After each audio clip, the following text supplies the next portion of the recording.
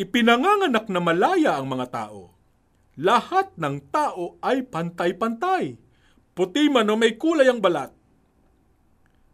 Tanong na naman po yan. Gabriel, itigil mo na nga yung kasasabi ng tanong at magpaliwanag kang mabuti.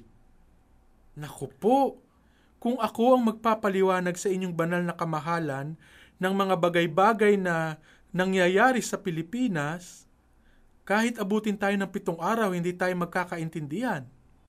Pero hindi mo ba maipaliwanag man lang sa akin?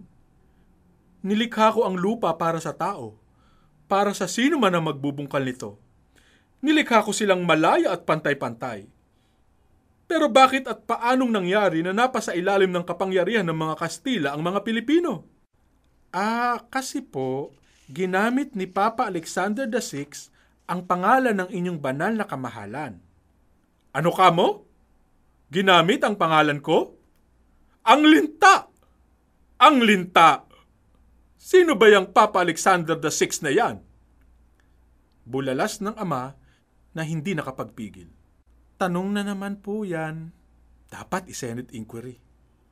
Sagot ni Gabriel na hindi maiwasan ng kanyang nakaiiritang gawi. Ang alam ko po, iyang si Papa Alexander VI ay nagpanggap na tagapamahala raw siya ng buong mundo sa ngalan ng inyong banal na kamahalan.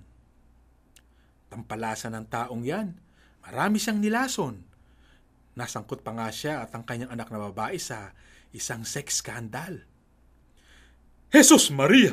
Jesus Maria! At namuno sa pangalan ko ang animal na yon? Sanctus Deus! Putol ng ama habang nangungros. Kasi po, hindi nyo na inaasikaso pa ang lupa, banal na kamahalan. Siyempre po, kapag tulog ang amo, nagpifiesta ang mga alila at mga magnanakaw. Sundot ni Gabriel sa tonong naninisi. Sa buong mundo, kilalang isang manggagancho si Alexander. Kaya isinumpa at itinakwil na siya ng lahat ng mga disenteng tao sa buong sibilisadong Europa at Amerika. Ang pangalan niya ay katumbas ng mga salitang malaswa, mamamatay tao, manlalason, intrigero, manyak kahit sa kadugo. Nag-iisa na lang ang Pilipinas na umiidolo sa kanya. Diyan, ipinangalan pa nila ang isang buong kalye sa kanya. Totoo ba yan? Sira na ba ang ulo ng bansang yan? Pero ituloy mo, sabi mo, ang kriminal na ito sa pang-aabuso sa pangalan ko ay ibinigay niya ang Pilipinas sa mga Portuges. Sa mga Portuges. Pero ang sabi mo, ang Pilipinas ay nasa ilalim ng kapangyarihan ng mga Kastila. At ano naman ang nangyari na sa aking honor at sa aking mabuting pangalan dahil sa mga yan? Yan ay isa pang, ang ibig ko pong sabihin, ipaliliwanag ko po. Sinamantala ni Alexander VI ang pagpapabaya ng inyong banal na kamahalan. Hinati niya ang mundo sa pagitan ng mga Kastila at mga Portuges. Pero sino ang nagbigay sa kanya ng kapangyarihan na hatiin ang lupain sa mundo? Hindi naman kanya yon. Naku, banal na kamahalan, napaghahalata po na matagal na kayong hindi updated sa mga pangyayari sa lupa. Hindi napipigilan ng anumang konsiderasyon ng mga papa. Hawak daw nila ang langit. Hawak nila ang kaharian ng banal na kamahalan. At hawak din daw nila maging kayo mismo, banal na kamahalan. Hawak nila ang langit. Hawak nila ako. Ako, hawak nila. Ako, hawak nila ako. Yan bang sinasabi mo? Opo, sagot ni Gabriel. Sa pagkabigla ay napatayo ang Diyos Ama.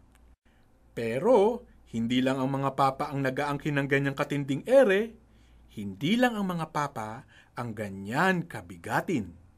Maging ang kahuli-hulihang praile, na noon sa Maynila, ang tawag nga namin ay ang huling unggoy. Sila man ay nagpapadala raw sa inyo ng kautusan.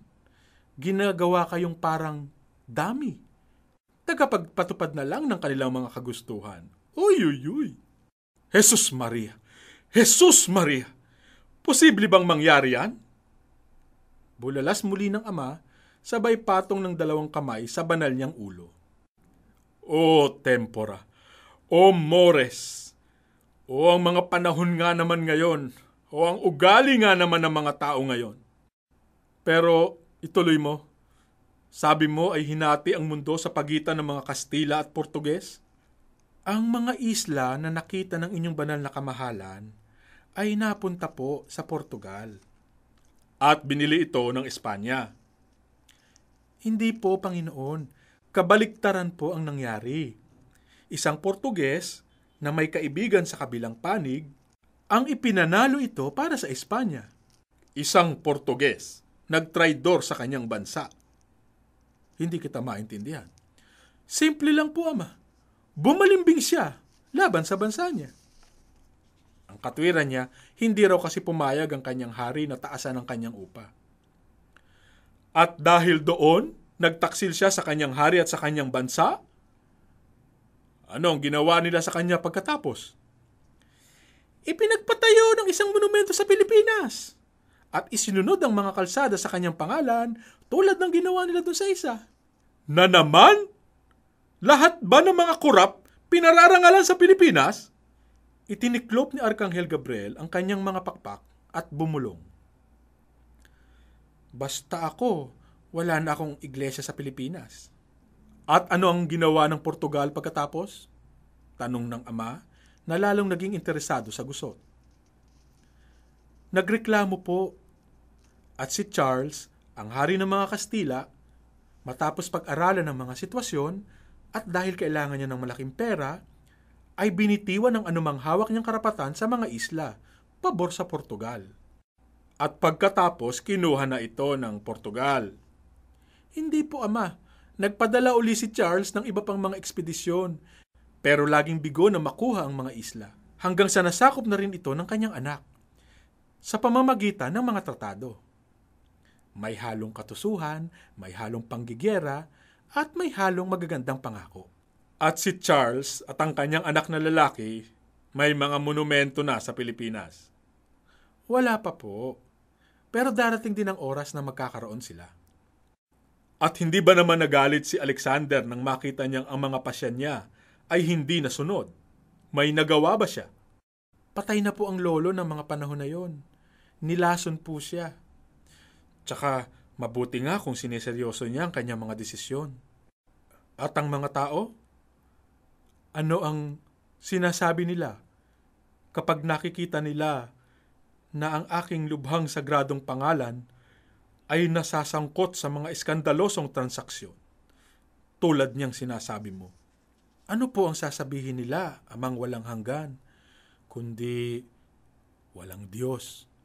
O kung may Diyos man, pinabayaan niyo na raw po sila.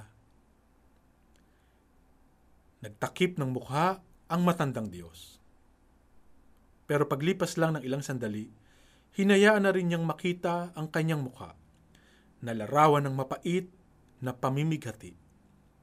At siya'y nagtanong ng ganito, Gabriel, nakarating ka na sa Pilipinas.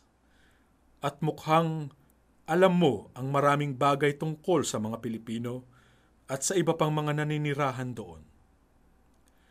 Sabihin mo sa akin, sa iyong palagay, ano ang marapat na lunas sa mga masasama, malulubha, masasakit at matatagal ng suliranin ng Pilipinas? Tinatanong ng amang walang hanggan ang aking opinyon? Oo, anak ko, dahil nakarating sa akin ang kanilang mga pagdaing. At gusto ko nang bigyang katapusan ang mga